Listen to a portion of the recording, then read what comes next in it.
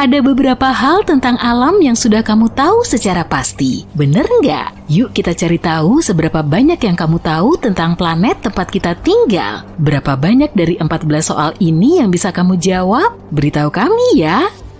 Piramida Agung Giza dibangun ketika mamut masih berkeliaran di bumi. Mitos atau fakta?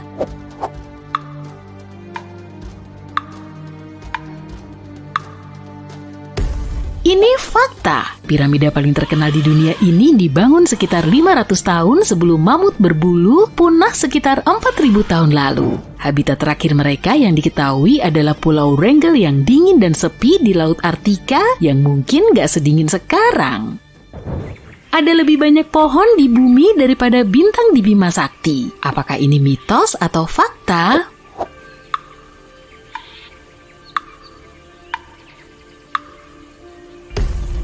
Ini fakta. Para ilmuwan dulu meyakini ada sekitar 400 miliar pohon di planet kita, tapi penelitian terbaru menunjukkan ada lebih dari 3 triliun pohon atau sekitar 420 pohon per orang. Sedangkan bintang-bintang di galaksi kita hanya berjumlah sekitar 100 miliar atau 30 kali lebih sedikit dibanding jumlah pohon di bumi.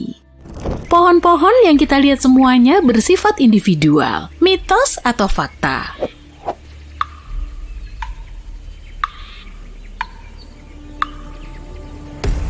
Ini mitos yang salah. Sekitar 90% pohon di bumi saling terhubung oleh filamen miselium. Filamen ini mengirimkan sinyal peringatan saat dalam bahaya dan saling bertukar nutrisi. Ini seperti internet bawah tanah. Selain itu ada juga organisme seperti pando misalnya yang merupakan makhluk hidup terbesar di planet ini. Penampakannya seperti hutan lebat yang dipenuhi pohon aspen. Sebenarnya pando pada dasarnya adalah satu pohon raksasa dengan akar-akarnya yang saling terhubung di bawah tanah. Kita meminum air yang sama dengan yang diminum dinosaurus ratusan juta tahun yang lalu. Mitos atau fakta?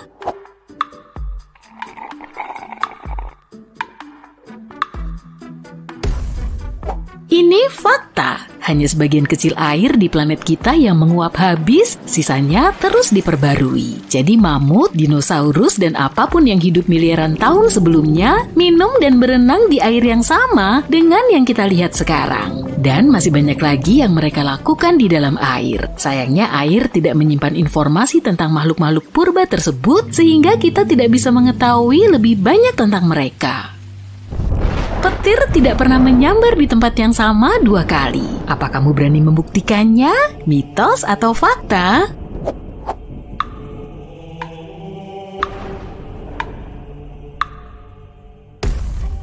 Bagus deh kalau kamu nggak berani. Petir bisa saja menyambar tempat yang sama berkali-kali. Ini mungkin terkesan acak, tapi muatan listrik dari langit tertarik ke arah objek tertinggi di area badai petir. Selain itu, material penyusun objek ini juga berpengaruh. Bukan kebetulan bahwa penangkal petir pada bangunan sebagian besar terbuat dari campuran tembaga dan aluminium. Kedua logam ini termasuk bahan paling konduktif sehingga mampu menarik petir dengan sangat efisien.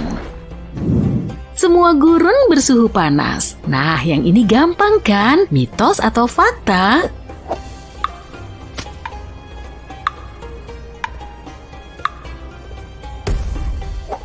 Kalau kamu menebak ini mitos, maka kamu benar. Gurun dikategorikan bukan berdasarkan suhunya, melainkan berdasarkan ada tidaknya pertumbuhan dan kehidupan di sana. Gurun yang paling terkenal adalah Sahara, tentu saja, dan di sana memang sangat panas. Gurun terbesar di dunia yang sebenarnya adalah Antartika, yang ukurannya hampir 2 kali lipat gurun Sahara. Suhunya bahkan tidak bisa dibilang hangat. Ini adalah gurun kutub, dan masih ada beberapa lainnya di planet kita, contohnya Greenland.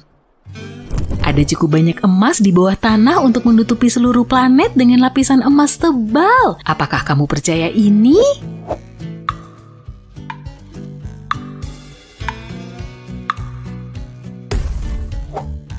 sebaiknya kamu percaya karena ini benar. Sejak tahun 1950, manusia sudah menambang hampir 200.000 ton emas. Jika seluruh logam ini dijadikan sebuah kubus, maka kubus itu akan memiliki sisi-sisi sepanjang 21,3 meter. Data terbaru dari para ilmuwan mengonfirmasi adanya cadangan emas yang sangat besar di dalam inti bumi. Logam ini cukup untuk menutupi seluruh planet hingga setinggi lutut manusia. Masalahnya kita tidak bisa menambangnya dari sana. Sayang sekali ya.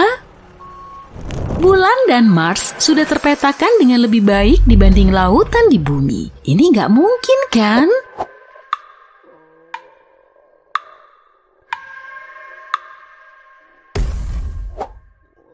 Nyatanya memang benar. Kita punya peta bulan dan Mars yang sangat rinci, meskipun masih sering menemukan kejutan-kejutan di permukaannya. Sedangkan 80% lautan di bumi belum dipetakan dan belum dijelajahi. Kita tidak bisa mempelajari lautan dengan baik karena tekanan, suhu dingin, dan minimnya cahaya di bawah miliaran ton air. Lava selalu berwarna merah. Memangnya ada warna lain? Mitos atau fakta?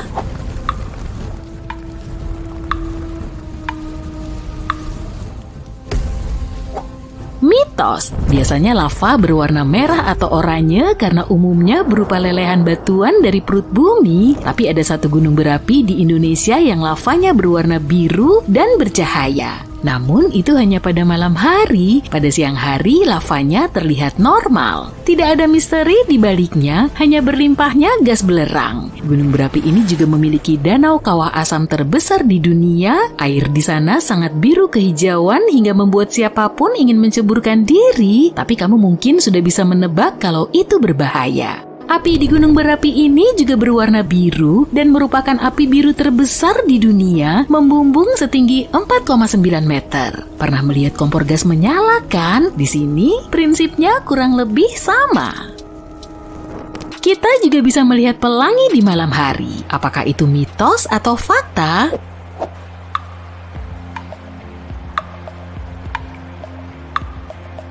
Ini benar adanya, dan bahkan ada namanya untuk fenomena ini, yaitu busur bulan. Disebut juga pelangi bulan, peristiwa ini sangat langka. Ini mirip dengan pelangi biasa, hanya saja muncul pada malam saat cahaya bulan terang setelah hujan turun. Ada juga yang disebut pelangi api, mitos atau fakta?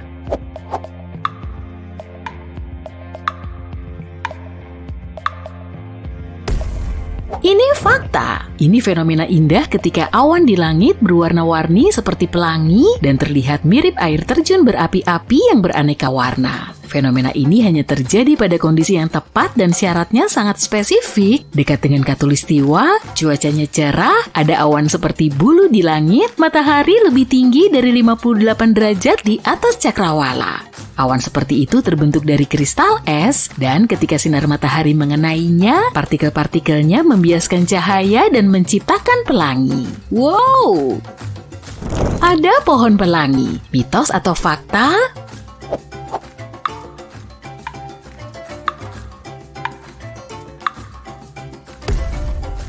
Kalau kamu meragukannya, aku senang karena foto yang satu ini bukan hasil editan loh. Ini adalah eukaliptus pelangi dan kulit kayunya benar-benar memiliki semua warna pelangi. Tanaman eukaliptus ini merontokkan kulit kayunya pada waktu yang berbeda setiap tahun. Setiap kali bagian yang tua lepas, pohon ini pertama-tama menampakkan kulit kayu berwarna hijau terang yang bersembunyi di bawahnya dan kemudian bisa berubah menjadi warna apa saja. Ada berbagai macam warna, oranye, merah marun, biru, bahkan ungu.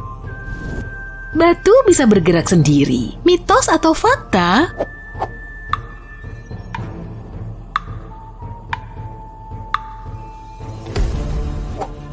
Percayalah, ada sebuah dataran gurun di California di mana batu-batu bergerak dengan sendirinya. Dulunya dataran ini merupakan dasar danau, tapi kemudian mengering dan menjadi gurun yang gersang. Terkadang hujan turun di sini membanjiri seluruh lembah. Ketika malam tiba, suhu udara turun dan airnya tertutup lapisan es tipis. Ketika cuaca kembali hangat, es akan pecah menjadi beberapa bagian dan angin mendorongnya ke segala penjuru. Beberapa pecahan es ini membawa serta batu-batu kecil Setelah es mencair dan air menguap, yang tersisa hanyalah jejak yang ditinggalkan oleh bebatuan seolah-olah bergerak dengan sendirinya.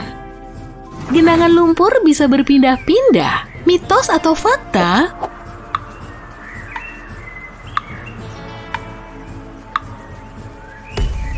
Faktanya ada satu genangan lumpur di dunia yang bergerak sendiri dan tidak ada yang tahu kenapa. Genangan lumpur ini bergerak dengan kecepatan sekitar 6,1 meter per tahun dan tampaknya memulai perjalanannya di dekat patahan San Andreas di California. Banyak orang sudah mencoba menghentikan pergerakannya, namun tidak berhasil. Sejauh ini bencana alam yang terus berjalan ini tidak menunjukkan tanda-tanda akan berhenti dengan sendirinya. Ini bisa jadi bahan renunganmu.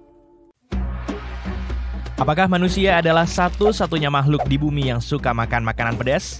Mungkin, maksudku kamu tidak pernah melihat jerapah memesan kari di restoran lokal kan? Ya, itu mungkin tidak sepenuhnya benar.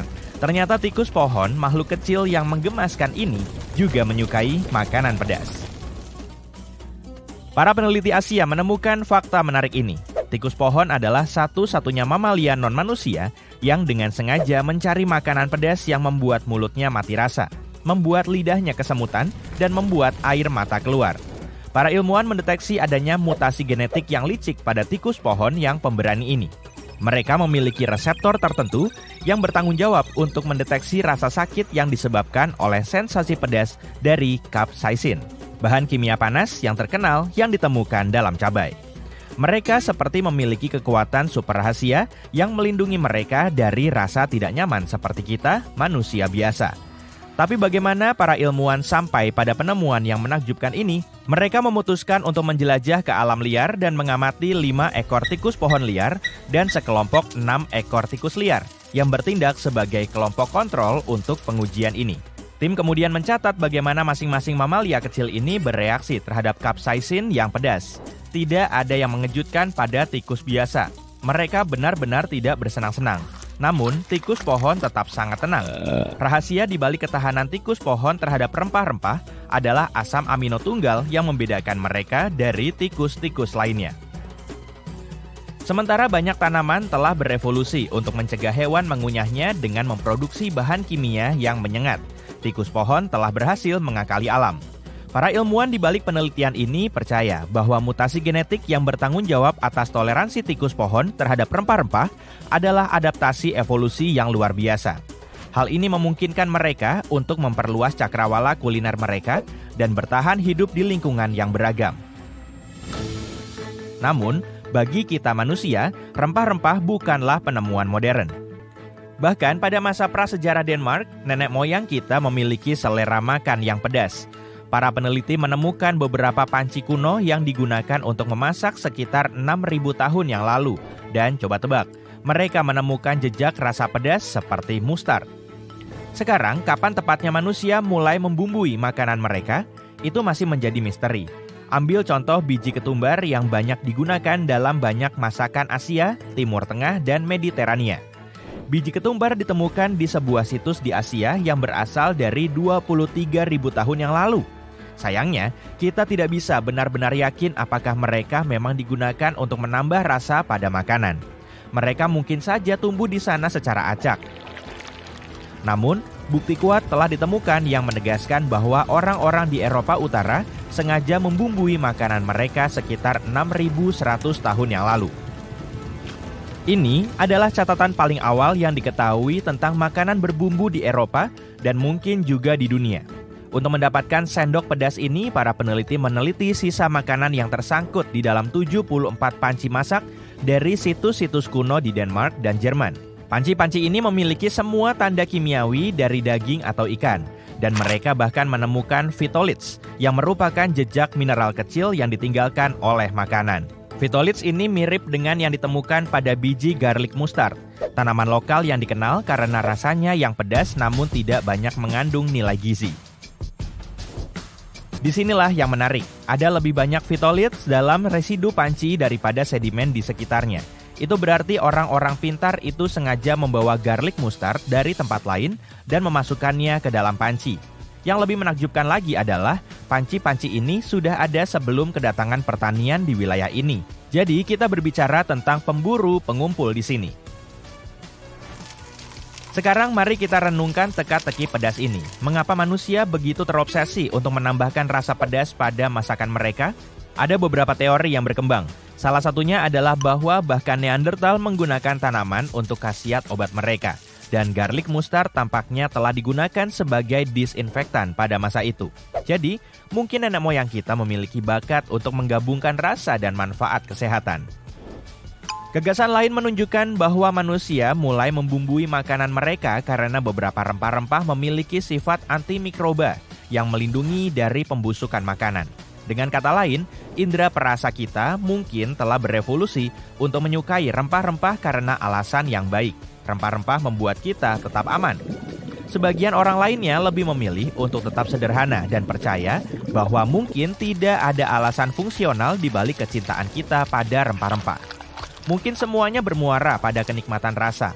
Lain kali saat kamu menambahkan sedikit cabai pada makanan, ingatlah bahwa kamu melanjutkan tradisi yang sudah ada sejak ribuan tahun yang lalu. Pernahkah kamu bertanya-tanya mengapa makanan pedas terasa seperti membakar lidah? Itu karena makanan pedas mengandung senyawa kecil yang disebut capsaicin. Ketika kamu menggigit makanan pedas tersebut, capsaicin akan menempel pada reseptor tertentu di dalam mulut. Reseptor ini pada awalnya tidak dimaksudkan untuk mendeteksi capsaicin sama sekali. Mereka berevolusi untuk merasakan panas, bertindak seperti detektor panas di dalam mulut, mencegah kita mengunyah makanan yang dapat membahayakan. Tapi inilah bagian lucunya, capsaicin dan reseptor VR1 berakhir dalam hubungan ini secara tidak sengaja. Ketika capsaicin melenggang masuk dan memicu reseptor VR1, otak kita mendapatkan sinyal yang berteriak, "Peringatan panas!" Itulah mengapa kita menganggap makanan pedas sebagai makanan yang panas. Meskipun secara teknis, makanan tersebut tidak memiliki suhu yang tinggi. Itu hanya karena otak kita tertipu dan berpikir bahwa kita sedang makan sesuatu yang bisa membakar kita. Meskipun makanan pedas tidak benar-benar membakar, otak kita tertipu dan percaya bahwa kita merasa tidak nyaman. Jadi, mengapa kita terus makan lagi? Para ilmuwan kebingungan atas fenomena aneh ini dan menemukan penjelasan menarik yang terkait dengan sistem penghilang rasa sakit otak kita. Saat otak kita berpikir bahwa kita terluka, otak akan melepaskan endorfin agar kita merasa lebih baik sesegera mungkin. Endorfin ini tidak hanya menumpulkan sensasi buruk, tetapi juga menghujani kita dengan perasaan yang menyenangkan. Tidak heran jika kita menyukai makanan pedas. Kisah pedas ini bahkan melangkah lebih jauh lagi. Para ilmuwan telah menyelidiki potensi capsaicin di luar ranah indera perasa.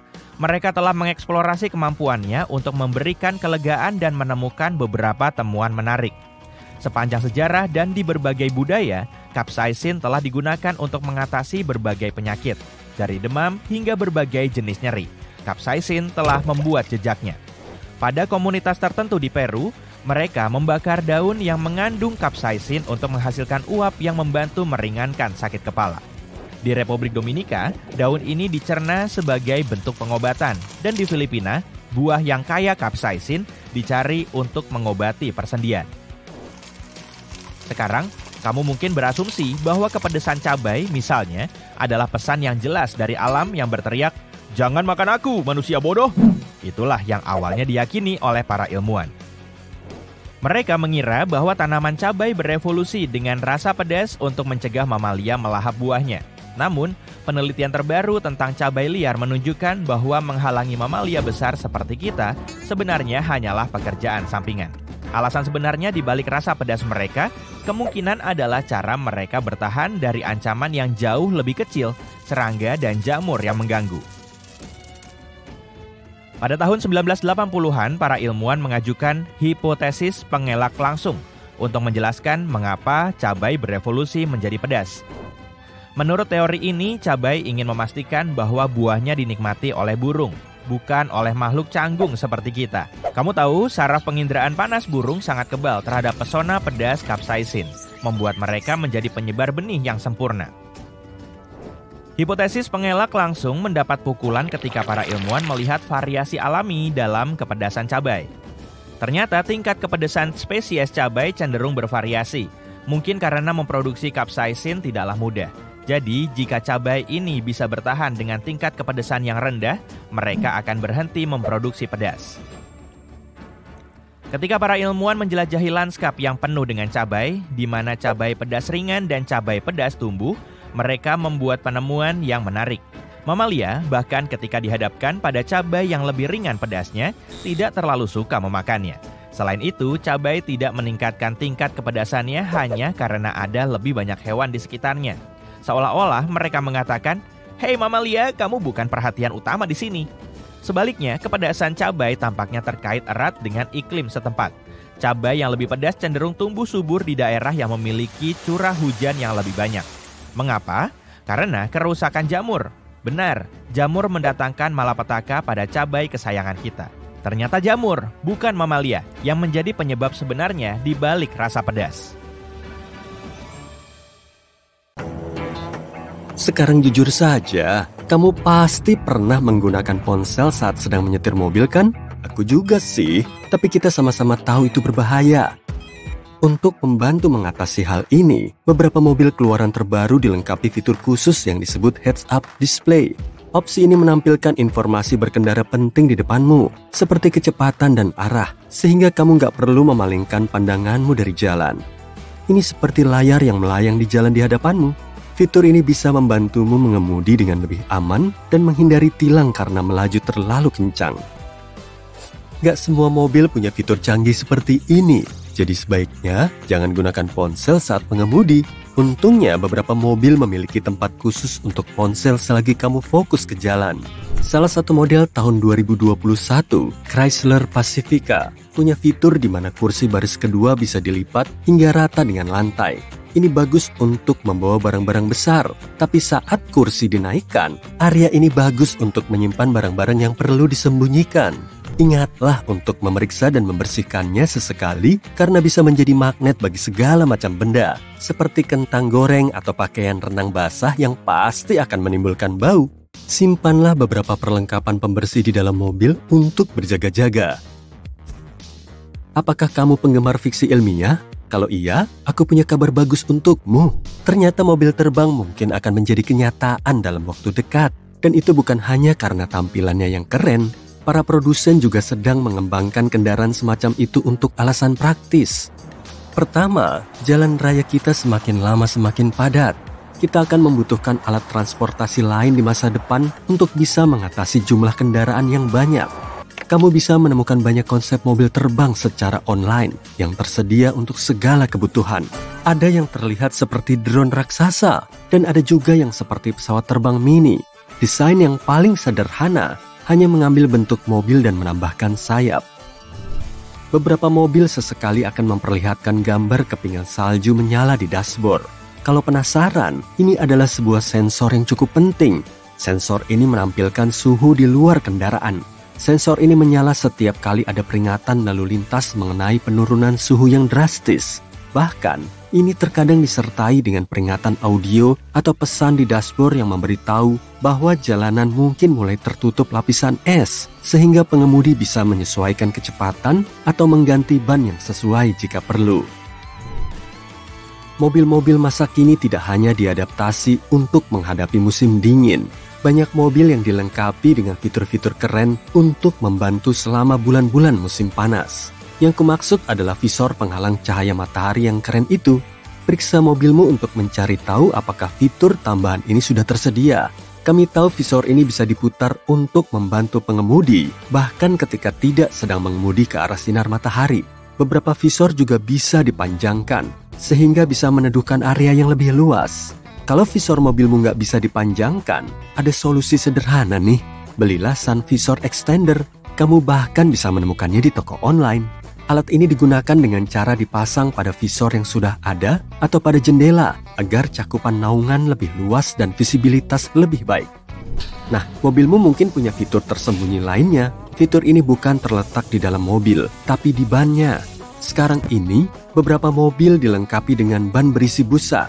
Ban ini diciptakan untuk mengatasi masalah ban berisi udara yang sering kempes. Kenapa? Karena ban berisi busa punya banyak manfaat yang sama dengan ban berisi udara tanpa risiko kebocoran. Ban biasa yang diisi udara terkadang bisa kempes seiring berjalannya waktu, meskipun tidak ada kerusakan. Pada sebagian besar mobil dengan fitur ini, ban tidak sepenuhnya diisi dengan busa atau udara, melainkan campuran keduanya.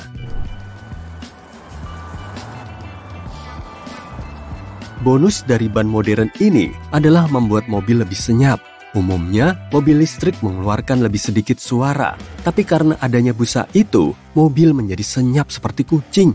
Beberapa orang menyukai fakta bahwa mobil ini tidak bersuara, sementara yang lain lebih menyukai suara decitan atau gemuruh klasik yang dihasilkan kendaraan. Tapi bahkan mereka yang menyukai suara mesin biasa pun mungkin menyukai kesenyapan model-model baru ini karena lajunya tetap sangat kencang. Hei, aku juga mengendarainya dan rasanya menyenangkan. Kamu mungkin pernah menemukan tombol yang disebut AEB. Ini adalah singkatan dari Automatic Emergency Braking dan merupakan fitur yang menggunakan sensor untuk mendeteksi apakah akan terjadi tabrakan dalam waktu dekat. Ketika diaktifkan, fitur ini akan secara otomatis mengerem untuk mencegah terjadinya hal buruk atau mengurangi dampaknya. Ada dua jenis AEB, yaitu yang hanya bekerja pada kecepatan rendah dan yang bekerja pada segala kecepatan. Jika mobil tidak bisa dihentikan sepenuhnya, sistem AEB akan mencoba memperlambat laju mobil semaksimal mungkin untuk mengurangi benturan.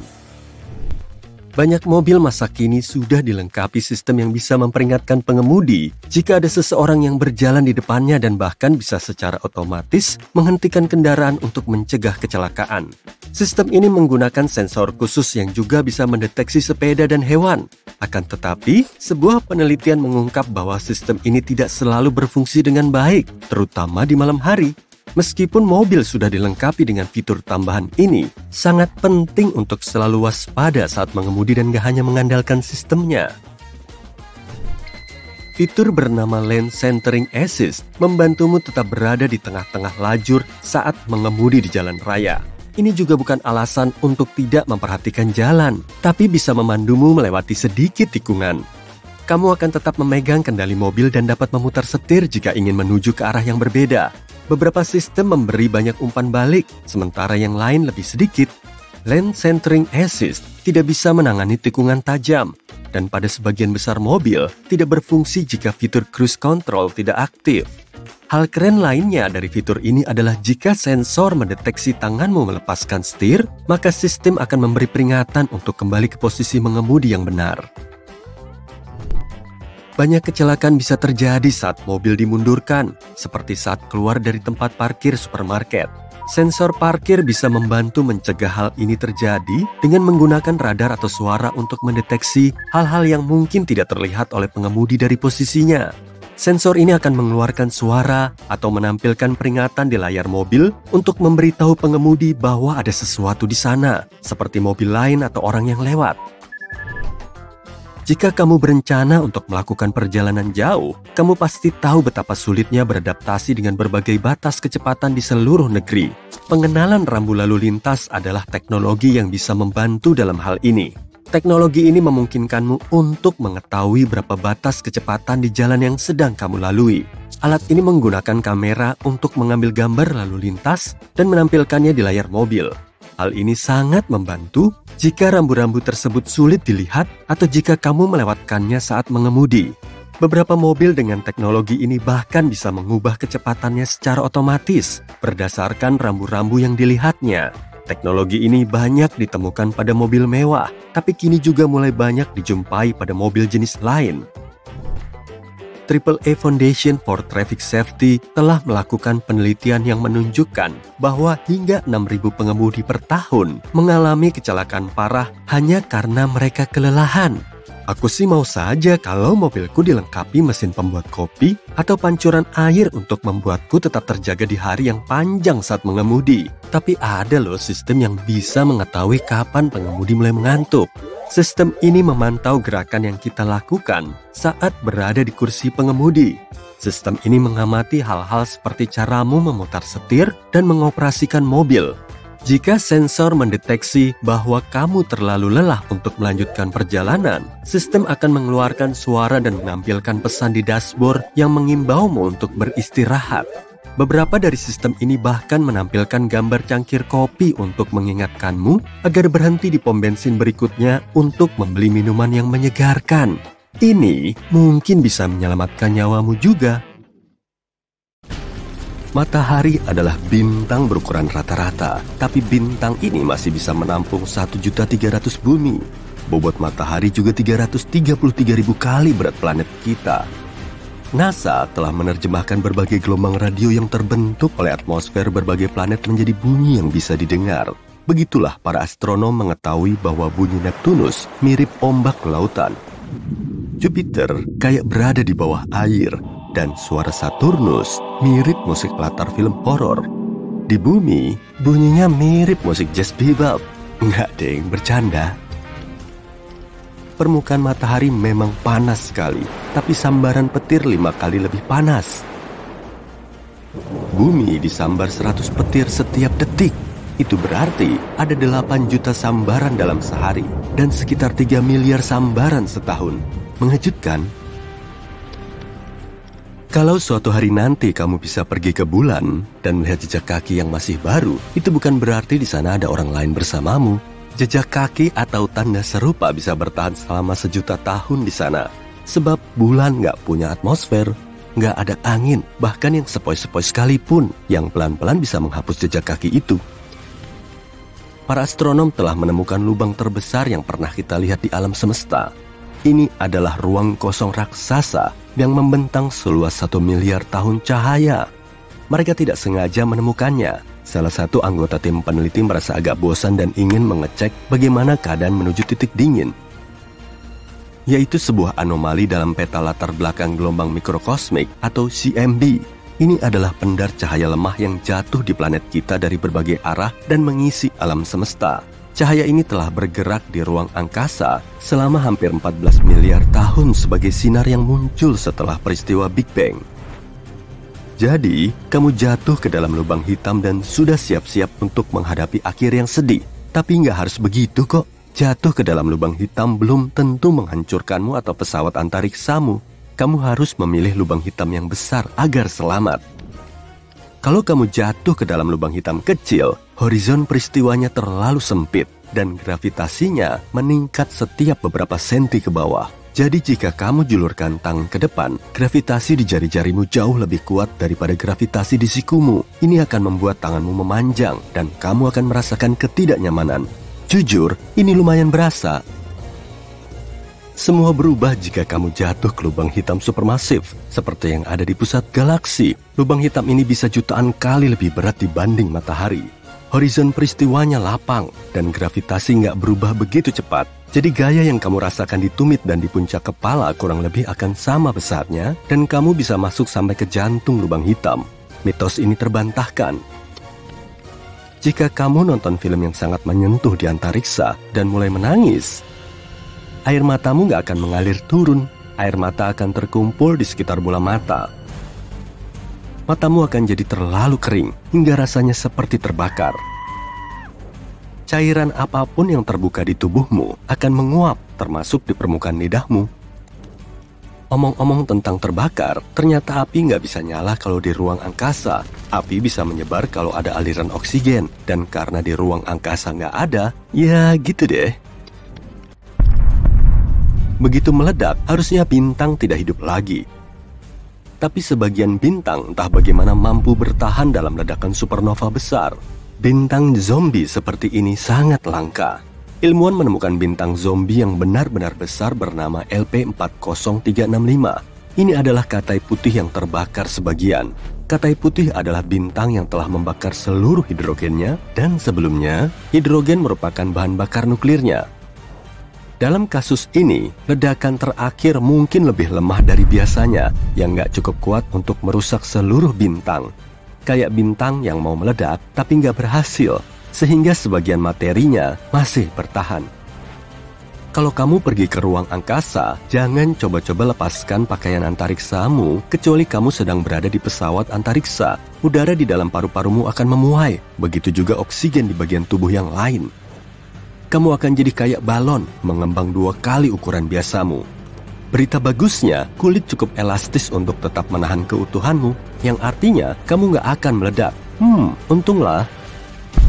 Ketika sesuatu memasuki lubang hitam, benda itu berubah bentuk dan teregang kayak spaghetti. Ini terjadi sebab gaya gravitasi mencoba meregangkan sebuah objek ke satu arah, tapi di saat yang sama menekannya ke arah yang lain. Seperti paradok pasta. Omong-omong, sebuah lubang hitam sebesar atom memiliki massa seperti gunung yang benar-benar besar. Ada sebuah lubang hitam di pusat Bima Sakti yang bernama Sagittarius A. Masanya seperti miliaran matahari, tapi syukurlah lubang hitam ini jauh dari kita. Jika kamu membuat ledakan besar di sebuah asteroid, kamu takkan bisa mendengar bunyinya yang keras. Ya, kita sering mendengar bunyi pesawat antariksa dan pertarungan di antariksa dalam berbagai film, tapi itu cuma mitos. Bunyi adalah gelombang yang menyebar karena getaran molekul. Ada seseorang bertepuk tangan beberapa meter jauhnya darimu. Gelombang bunyi mulai mendorong molekul udara pertama di dekat tepukan tangan itu, lalu molekul kedua, ketiga, dan seterusnya, sampai gelombang itu mencapai telingamu. Jadi untuk menyebarkan bunyi, kita butuh molekul seperti udara atau air. Di atmosfer kita, gelombang menyebar dengan baik, tapi antariksa itu hampa udara. Jadi di sini nggak ada apapun. Kamu bisa bertepuk tangan dengan keras di sana, tapi nggak akan ada molekul yang bisa bergetar dan membawa bunyi itu. Jadi, untuk mengadakan percakapan, kamu butuh radio atau kemampuan membaca bibir yang bagus. Meteoroid mengorbit matahari, sedangkan kebanyakan puing buatan manusia mengorbit planet kita. Misalnya, kita meluncurkan hampir 9.000 pesawat ruang angkasa di seluruh dunia, mulai dari satelit sampai roket. Puing terkecil sekalipun bisa merusak sebuah pesawat ruang angkasa dengan kecepatan setinggi itu. Galaksi, planet, komet, asteroid, bintang, benda antariksa adalah hal-hal yang benar-benar bisa kita lihat di antariksa. Tapi itu semua cuma menyusun kurang dari 5% jagat raya seluruhnya. Materi gelap, salah satu misteri terbesar di ruang angkasa, adalah nama yang kita gunakan untuk semua massa di alam semesta yang tidak tampak oleh kita. Dan jumlahnya banyak, bahkan mungkin menyusun sampai 25% alam semesta. Energi gelap menyusun 70% lain dari jagat raya. Jumlahnya jadi 100 kan? Oke. Nah, sekarang kita ke bulan. Bulan selalu menghadap kita dengan satu sisi. Ini artinya bulan punya sisi gelap dan sinar matahari nggak pernah sampai ke sana. Tapi itu mitos. Masalahnya adalah bulan secara gravitasi terkunci terhadap bumi.